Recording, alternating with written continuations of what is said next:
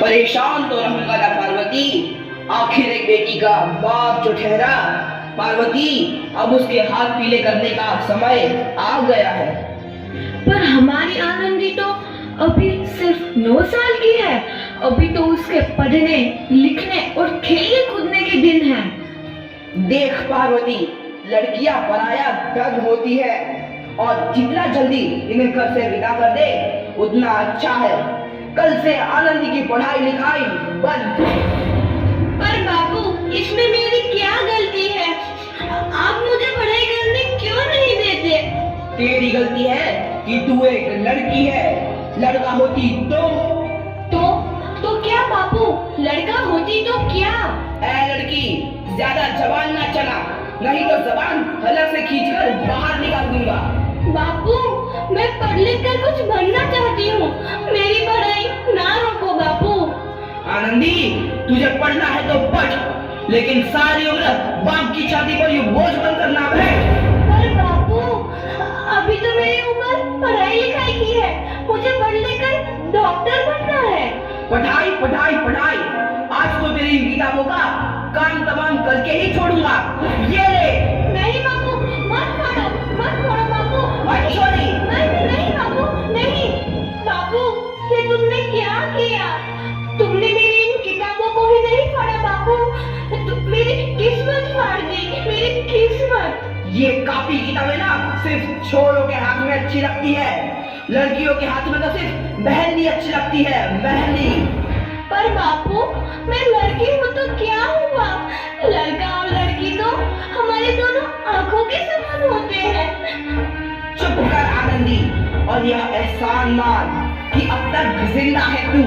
कहीं बचपन में गला दबाकर मार दिया होता तो यह तेरी बकबक नहीं सुननी पड़ती आज। पर बापू, मुझे चूल्हा जलाना अच्छा ना लगे है। देख छोरी, जितना जल्दी हो तू चूल्हा जलाना सीख ले, उतना ही अच्छा है तेरे लिए। और हाँ, तेरा ब्याह तो होगा, वो भी कल के कल। अगला जीवन है तुम्हारी यह कहानी। आंचल में है दूध और आंखों में है पानी। मुझे माफ कर दे बेटी, तेरे बापू के जिद के आगे मेरी एक न चलेगी। माफ कर दे बेटी, मुझे माफ कर दे। इस प्रकार मात्र 9 वर्ष की छोटी उम्र में आनंदी का विवाह गोपाल राव जोशी से हो गया। बाल विवाह एक सामाजिक कुरीति है और इस कुप्रथा का शिकार होना पड़ा आनंदी को। 5 वर्ष बाद आनंदी 14 साल की हो गई है। उसके घर एक शिशु ने जन्म लिया है। देखते हैं आगे क्या होगा। देखिए ना, इसे क्या हो गया है? इसका माथा तो अंगार की तरह तप रहा है। इसे तो बहुत तेज बुखार है। आप बिना कुछ भी बोलते हैं। दीजिए मुझे। माधव, माधव, जल्दी से वैद्य जी को बुला के लाओ। जी, अभी बुला के लाता हूँ। ये तुम क्या कर रही हो आनंदी? भगवान की विभूति लगा रही हूँ। बस करो आनंदी, ये सब अंधविश्वास है। अरे आप यकीन तो कीजिए, भगवान की कृपा से इसका माथा ठंडा हो रहा है और बुखार भी उतर गया है ना बाबू? देखिए, दीजिए मुझे। उठो बाबू, आंखें खोलो, तुम्हें तुम्हारी माँ बुला रही है। आंखें खोलो, देखिए ना इसे क्या हो गया है?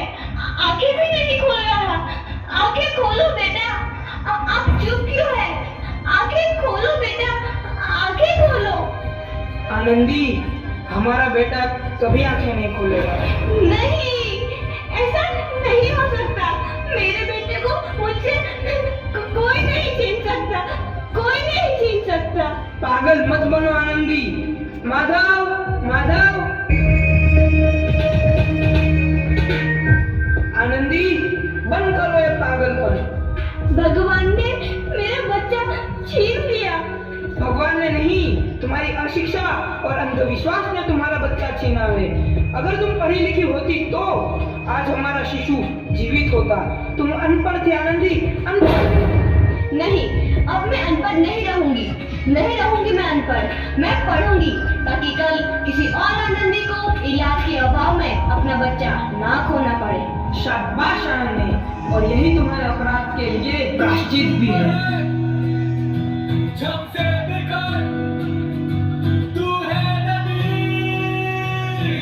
आनंदी, तुम्हारी 12वीं का परिणाम आ गया है। तुमने पूरे कॉलेज में प्रथम स्थान अर्जित किया है।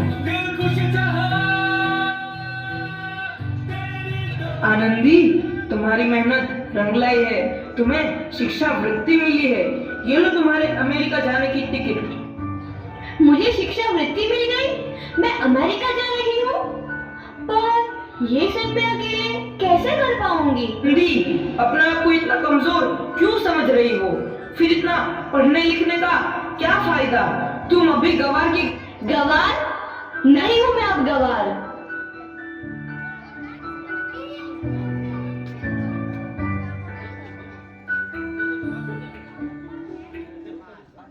तो इस प्रकार 7 अप्रैल 1883 को आनंदी अमेरिका के पेंसिल्वेनिया के लिए रवाना हुए और 3 साल बाद उन्होंने डॉक्टर ऑफ मेडिसिन की उपाधि प्राप्त कर ली।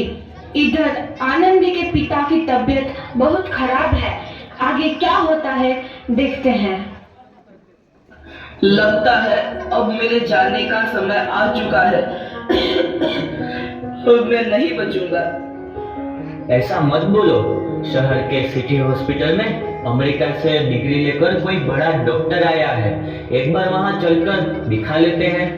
हाँ, सही बोला भैया। कम से कम दिल को तसल्ली तो मिल जाएगी। हाँ हाँ, चलो चलो जल्दी हॉस्पिटल चलते हैं।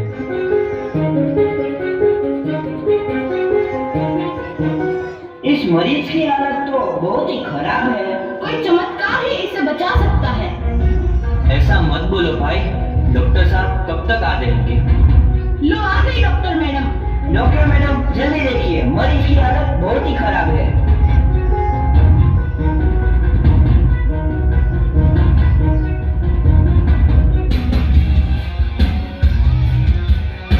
अब आप बिल्कुल ठीक हैं। मौत के मुंह से आपको बचाया है डॉक्टर मैडम ने। डॉक्टर साहब ने मुझे बचा लिया। मुझे मिलना है डॉक्टर साहब से।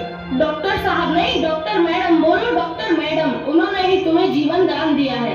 लो आ गई डॉक्टर मैडम, मिल लो उनसे।